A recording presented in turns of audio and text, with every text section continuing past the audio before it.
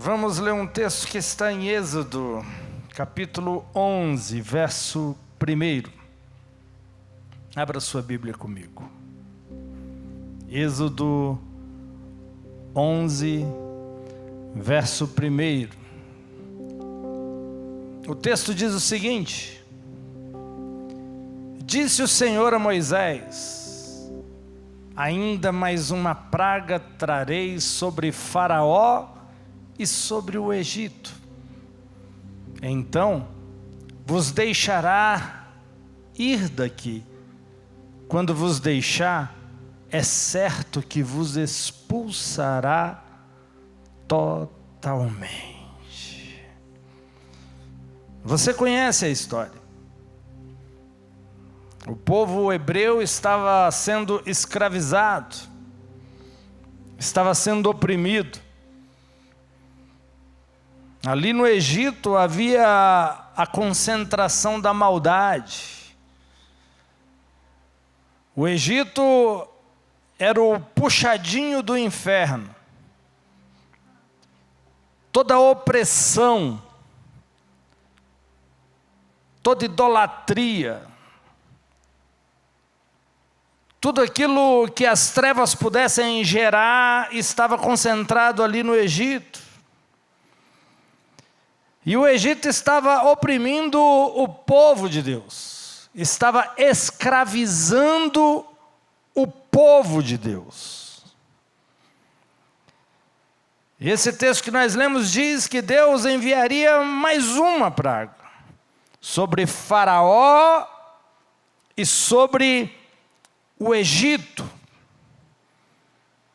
Veja, antes dessa, houve mais 9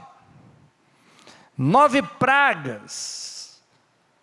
O império das trevas do Egito estava sendo bombardeado por Deus. Os céus estavam bombardeando o Egito e toda a sua estrutura espiritual. Mas uma coisa que é interessante aqui é que sim, Deus queria liberar o seu povo do Egito. Mas não era só isso. Tanto é que houve 9 pragas antes dessa chamada última praga, em que Faraó não deixou o povo sair.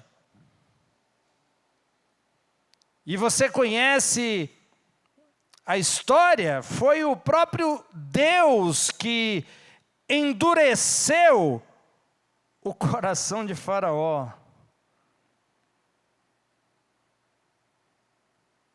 Faraó não dava ouvidos a Moisés. Ele estava com o coração endurecido, porque simplesmente havia algo para acontecer ali no Egito. Como eu falei anteriormente, o Egito era a capital do inferno na terra. Veja Êxodo capítulo 11, verso 9. Êxodo 11, verso 9. O texto diz o seguinte: o Senhor tinha dito a Moisés: o Faraó não lhes dará ouvidos, a fim de que os meus prodígios se multipliquem no Egito. Ou seja, Deus já havia dito para Moisés: ele não vai ouvir de primeira, porque o meu poder vai se manifestar no Egito. Eu vou abalar as estruturas do Egito. Eu vou julgar os deuses do Egito. Na sequência diz: Moisés e Arão realizaram todos esses prodígios diante do Faraó, mas o Senhor lhe endureceu o coração, e ele não quis deixar os israelitas saírem do país. Cada uma dessas pragas, cada uma dessas sentenças, cada um desses golpes, estava julgando um Deus do Egito. De um a um, Deus foi julgando a estrutura espiritual, a sua crença. E toda uma nação começou a ver os seus deuses ruindo. Por isso que a gente iniciou dizendo, existe um só Deus. E esse Deus verdadeiro, Ele é capaz de jogar qualquer um que se coloque como Deus. E era exatamente isso que estava acontecendo no Egito. De um a um, os deuses do Egito foram caindo, foram sendo envergonhados. Muitas vezes, você vê coisas acontecendo e parece que a coisa não está fluindo. Você precisa de um milagre, você precisa de algo, e você até vê coisas acontecendo ao seu redor. É como se Deus estivesse abalando as estruturas, mas você fala, mas eu ainda estou aqui. Estou vendo que Deus está fazendo algo, mas eu ainda não fui liberto de fato. Por que isso? Porque Deus, Ele não só te livra do inimigo, Ele julga o seu inimigo. Tanto é que você vai ver o texto falando, está vendo esses inimigos que hoje vocês veem? Falou para a nação de Israel, olhe bem, porque vocês não vão voltar a ver. Eles serão julgados. Eles serão exterminados. Eles vão desaparecer. Seus filhos não o conhecerão. Seus filhos não o verão. A geração que sucedeu a partir dali não conheceram Faraó, porque não havia mais Faraó. Não conheceram o império do Egito, porque não havia mais Egito. Não sobrou pedra sobre pedra. Deus julgou um império que se levantava contra o seu povo. Por isso que eu sempre digo, é um mau negócio se levantar contra a igreja. É um péssimo negócio atacar a igreja. Porque quando você ataca o corpo de Cristo, Deus vai reagir. Deus vai se posicionar. Então não se preocupe quando você se sente atacado, quando você se sente cercado, quando você está acuado, frente a inimigos. Se há uma ameaça contra o corpo de Cristo, o Pai entra em ação. O Pai entra em ação. E isso é muito evidente na Bíblia, quando descreve Cristo, a igreja. Ele relata que Jesus é a videira, Jesus é a árvore, nós somos os ramos e o Pai, o agricultor que cuida. Por isso, quando uma praga, um inimigo vem contra a árvore e seus ramos, o Pai, que é aquele que cuida, ele reage. Ele faz algo a respeito.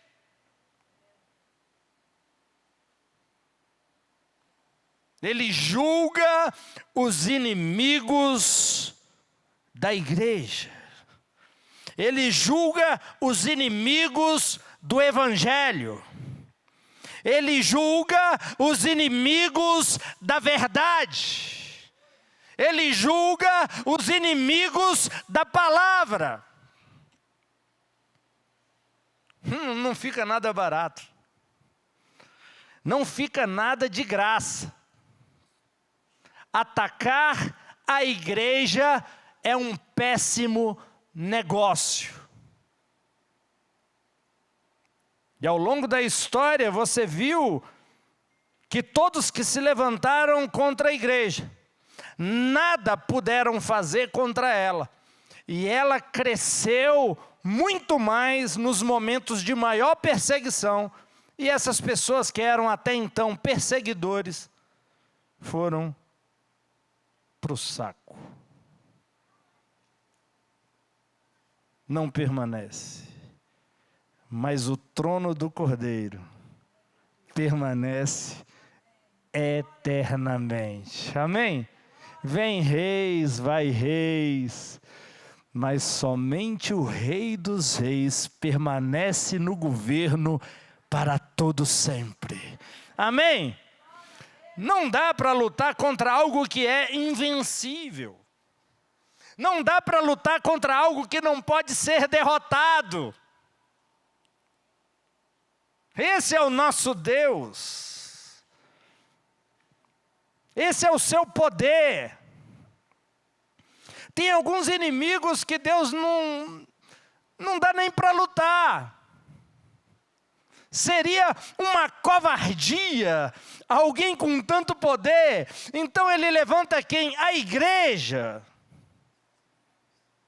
Ele dá autoridade à igreja para poder pisar na cabeça da antiga serpente. Sabe, Satanás está sendo colocado debaixo dos pés da igreja. Amém? Ele e suas obras, ele e seus planos. 9 pragas. Antes de entrar nessa última praga, eu queria trazer aqui 2. A primeira praga, que foi lançada no Egito, foi transformar o rio Nilo em sangue. E toda a água do Egito se transformou em sangue. Só que os magos de Faraó, seus feiticeiros, diante de Faraó, eles mostraram que poderia fazer o mesmo, que poderia copiar, que poderia imitar, que eles também tinham poder para fazer aquilo.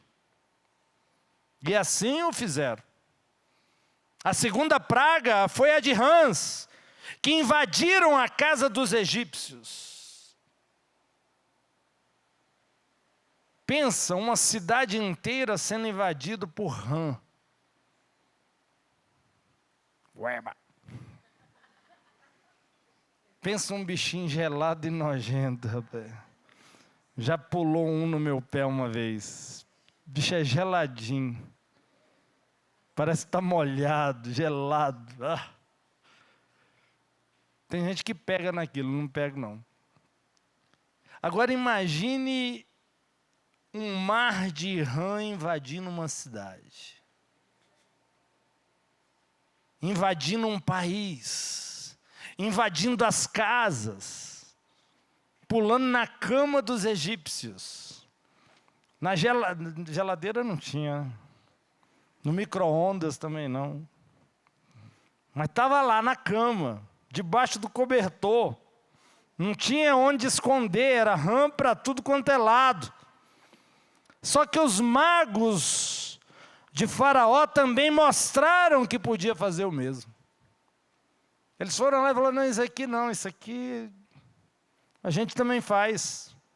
Não há nada de problema nisso aqui, não há nada de difícil nisso aqui. Aí veio a terceira praga, que foi a dos piolhos. Moisés bate a vara no chão. E quando ele bate a vara no chão, sobe poeira. E essa poeira vira piolho. Quem já pegou piolho aqui?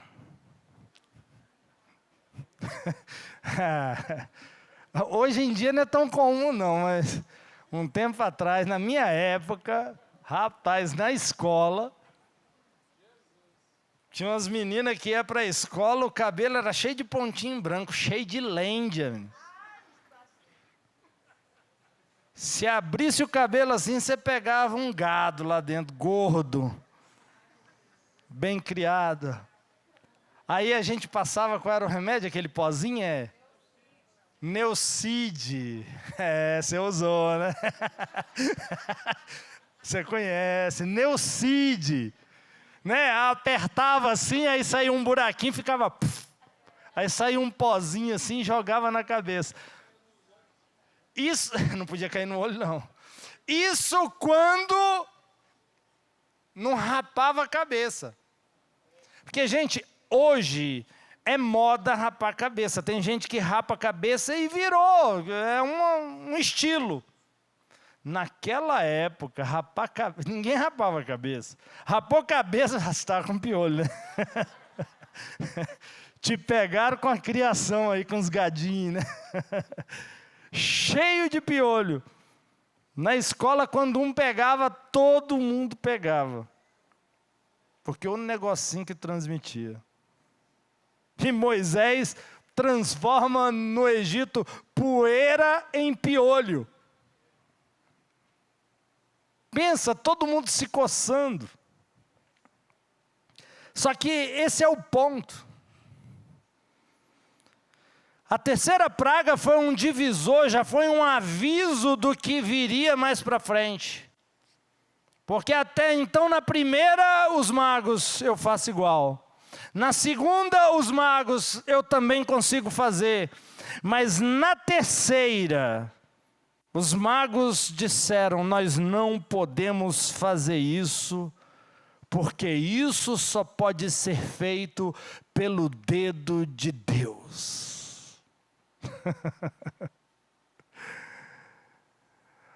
Ali o Egito já começou a ver que o Deus que estava julgando o Egito e a Faraó era muito mais poderoso do que aquele que governava o Egito. Foi uma divisória. Mas Deus estava julgando os deuses do Egito, mas também queria liberar o seu povo, só que de uma forma para que eles nunca mais fossem oprimidos por aqueles inimigos. E Deus, ele foi claro, ele falou, olha, eu estou julgando, mas eu quero dizer uma coisa para vocês. Vocês vão ver que eu faço diferença entre egípcios e israelitas. Você quer ver isso? Êxodo 11, verso 7. Êxodo 11, verso 7. Estava à beira da última praga. Ia vir uma sentença, meia-noite iria vir uma sentença sobre o Egito, onde todo primogênito iria morrer. Primogênito significa continuação. Aquele que vai pegar o bastão do pai. O futuro. A última praga estava julgando o futuro do Egito. A continuação do Egito. Para quem poderia passar o bastão. Mas olha o que Deus diz, Êxodo 11, verso 7. Entre os israelitas, porém, nem sequer um cão latirá contra homem ou animal. Então vocês saberão que o Senhor faz distinção entre o Egito e Israel. Deus faz distinção entre aqueles que o servem daqueles que não o servem. Ei, quando Deus estiver sacudindo uma estrutura, seja em um país ou seja no mundo, entenda, Ele vai fazer diferença entre aqueles que o servem e aqueles que não o servem. O Egito estava sendo abalado, mas ele falou: nenhum cão vai latir contra o meu povo. Nada vai acontecer com o meu povo. Eu vou sacudir os poderes do Egito, mas contra o meu povo, nada, absolutamente nada vai acontecer. Amém? Isso significa que não importa o tamanho do inimigo, a estrutura que se levantou contra, se é política, se é econômica, se é nacional, se é mundial, Deus não está nem aí, e isso não intimida o nosso Deus. E quando qualquer estrutura se levanta contra aquilo que se chama o corpo de Cristo, Deus sacode e começa a julgar, só que o seu povo permanece firme. Firme, porque Deus vai fazer diferença mesmo, Ele vai mostrar a sua preferência, Ele não vai esconder isso. O terror aconteceu no Egito, mas Israel estava protegido, porque Deus havia colocado debaixo de suas asas. Deus estava julgando, Deus estava trazendo uma sentença, estava liberando o povo. E quando Deus julga, Ele é um justo juiz. Ele não estava devolvendo a liberdade ao povo, mas Ele estava enxergando, Ele estava olhando toda a injustiça causada. E uma das injustiças que foram causadas foi qual? O povo trabalhou durante séculos, gerações e gerações, como escravos, sem receber salário. Sabe o que Deus fez? Ele transferiu a riqueza do Egito para a mão dos seus filhos. Gente, era a maior potência, não só militar, mas econômica. O Egito era muito poderoso. Aí olha a direção que Deus dá para o seu povo. Êxodo 11, verso 2. Olha isso. Fala agora aos ouvidos do povo, que todo homem peça ao seu vizinho e toda mulher à sua vizinha objetos de prata e de ouro. Deus fala agora, põe Israel inteira, homem e mulher, para ir para os seus vizinhos, seus conhecidos egípcios, e pede o ouro e a prata deles. E eles deram. O detalhe é que eles entregaram. Pensa você chegar no vizinho assim, estrangeiro, e falar: é o seguinte, eu vim aqui pedir toda a riqueza que você tem, o dinheiro da sua conta, o dinheiro que você tem no cofre, eu quero toda a sua prata e todo o seu ouro. Só pediu. E o texto na sequência diz que não houve resistência, eles entregavam. Eles entregavam toda a riqueza para o povo de Deus. Deus estava julgando a injustiça causada às gerações passadas. Naquela geração houve restituição. houve restituição. E eu quero liberar essa palavra sobre você. Todo prejuízo, todo dano que seus pais tiveram, que os seus avós tiveram, que seus bisavós tiveram, parentes que viveram antes de você, todo prejuízo, tudo aquilo que foi consumido, tudo aquilo que foi roubado, tudo aquilo que foi tirado de forma injusta, nós clamamos por justiça. E que você seja a geração onde a restituição de toda injustiça que foi causada, que você seja a geração que vai receber tudo isso. Você crê nisso? Você crê nisso? Foi isso que aconteceu. Foi isso que aconteceu no Egito. Essa geração presenciou Deus fazendo justiça econômica na vida do povo. E naquela noite, chegou a última praga. O último golpe. O último míssil. A partir dessa meia-noite, o Egito não seguraria o povo mais. Veja, o povo de Israel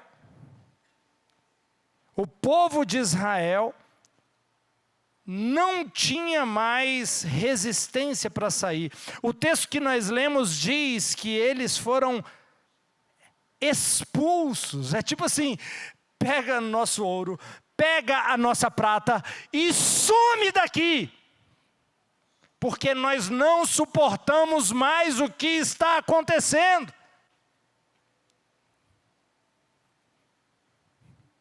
Sem resistência. Não houve conflito. Não houve resistência absolutamente nenhuma. E eles foram liberados com toda a riqueza que o Egito possuía.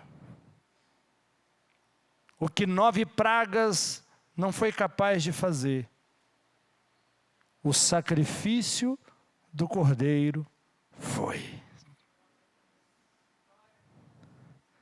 Quando Deus está julgando uma nação, quando Deus está julgando uma geração, somente o sangue do cordeiro pode te proteger.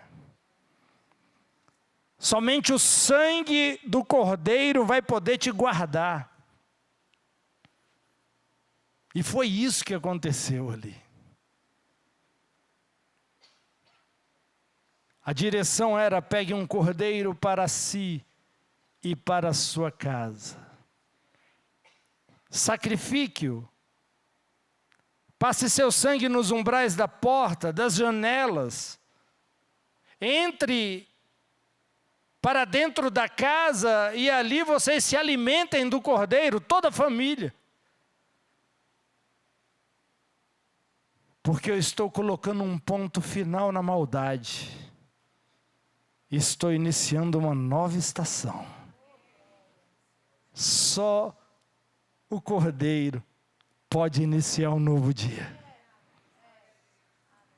Só o cordeiro pode iniciar uma nova história. Só o cordeiro pode nos dar um próximo capítulo. Finalizando toda maldade, finalizando toda maldição, finalizando toda escravidão. Eu não sei o que você pode estar enfrentando, mas Deus te chamou aqui hoje para te dizer que está colocando um ponto final naquilo que tem te escravizado. Deus está julgando essas estruturas espirituais que estavam te prendendo. Porque Ele tem um destino para você. Ele tem um futuro para você. E Ele quer que você caminhe em direção àquilo que Ele prometeu. Mas tudo aquilo que segura você de caminhar em direção às promessas, a herança, Deus está julgando. Você está sendo liberado nessa noite para poder avançar, para poder sair desse lugar de escravidão. Veja, nenhuma unha ficou no Egito. Nada ficou no Egito. Nem os egípcios ficaram no Egito.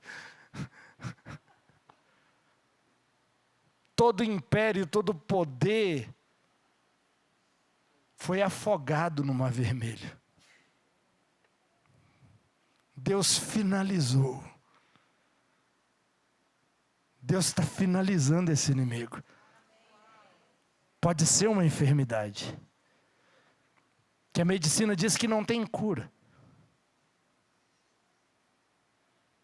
Pode ser uma enfermidade que os médicos deram poucos meses.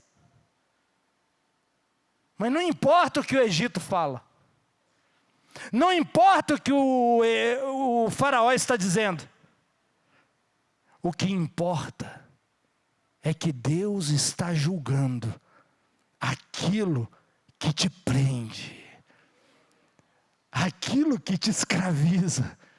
Uma pessoa que recebe uma sentença, um laudo médico, uma condenação através de uma enfermidade que não tem cura, ele está debaixo de uma escravidão, ele está debaixo de uma sentença, porque ele vai viver a vida dele a partir daquela notícia. Triste, cabisbaixo, sem planos, sem sonho, sem futuro. Deus devolveu para essa geração os sonhos, o futuro, as promessas. Deus está devolvendo sonhos para pessoas que pararam de sonhar aqui. Tem gente aqui que desistiu de sonhar, porque tudo que tentou fazer não deu certo, porque estava debaixo de um jugo de escravidão. Mas agora que você está livre, pelo sangue do Cordeiro, você é livre para sonhar, fazer planos, ter ideias, projetos, empresas que ninguém criou, produtos que ninguém imaginou. Deus vai te dar sonhos. Você não foi chamado para escravidão, você não foi chamado para vergonha, você não foi chamado para ser à margem, ficar no caminho. Deus te chamou para ser a igreja poderosa do Senhor Jesus. Você é o sal da terra, você é a luz do mundo. Você é o que tem de melhor no planeta Terra hoje. E aquilo que Deus levantou, Ele vai prosperar. O seu povo foi levantado por Ele, e o povo de Deus vai prosperar. E quando eu falo de prosperar, não estou falando somente economicamente. Vai prosperar porque a doença não vai chegar, a praga não vai chegar, a dívida não vai chegar, a depressão não vai chegar, a ansiedade não vai chegar. Porque é claro aqui, Deus diz, eu vou fazer diferença entre aqueles que me servem, daqueles que não me servem.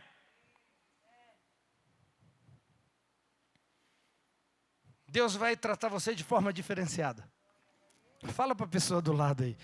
Deus vai te tratar de forma diferenciada. Simplesmente porque Ele é apaixonado por você. Simplesmente porque Ele te ama com a própria vida. Simplesmente porque você é a noiva do Cordeiro. Você é o corpo de Cristo. Essa é a noite de sair do Egito. Deus está colocando ponto final em coisas aqui. Deus está colocando ponto final. Essa dor, essa tristeza, esse mal, Deus está colocando um ponto final. Um novo dia está nascendo, onde os seus inimigos não te querem mais. Eles foram golpeados de forma fatal. Deus está julgando inimigos. Isso não é só nesse momento. Essa palavra é tão profética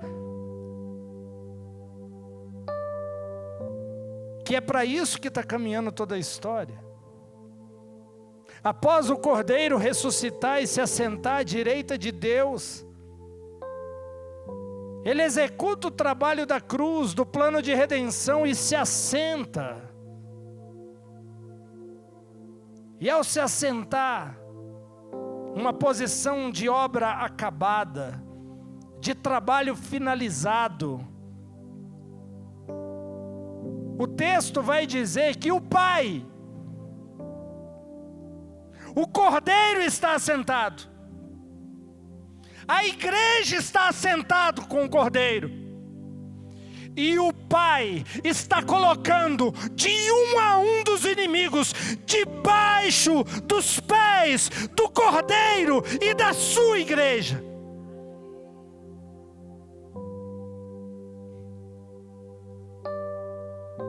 A história está caminhando para isso. Não adianta os inimigos resistirem. O Pai está pegando de um a um e colocando debaixo dos nossos pés. De um a um.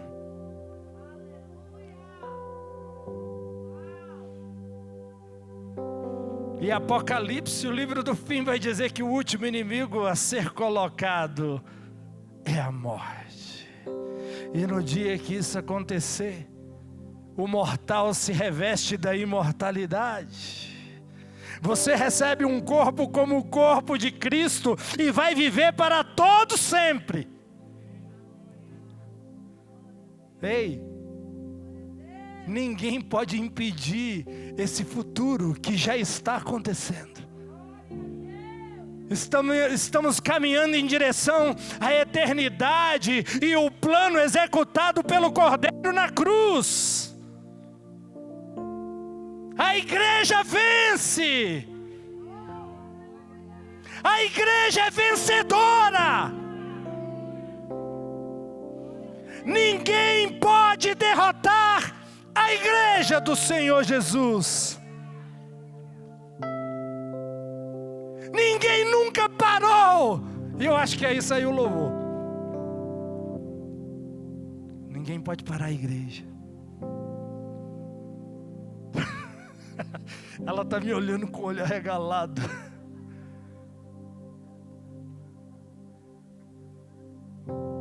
O Coliseu não parou a igreja. Os leões não pararam a igreja.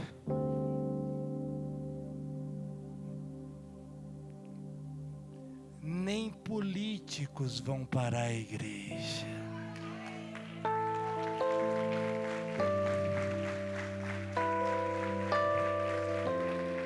O globalismo não vai parar a igreja. Fala para a pessoa do lado, faz assim com o dedinho para ele. Para não. Para não. Porque a igreja é imparável. Porque existe uma graça sobre a igreja. Existe céus abertos sobre a igreja. Existe poder atuando na fraqueza da igreja. Não estamos sós. Mas Ele está conosco todos os dias, até a consumação dos séculos. Porque essa foi a promessa dEle. Você não pode ser parado. Deus te chamou aqui para te dizer, você não pode ser parado. Porque você é a minha amada filha. Você é meu filho amado.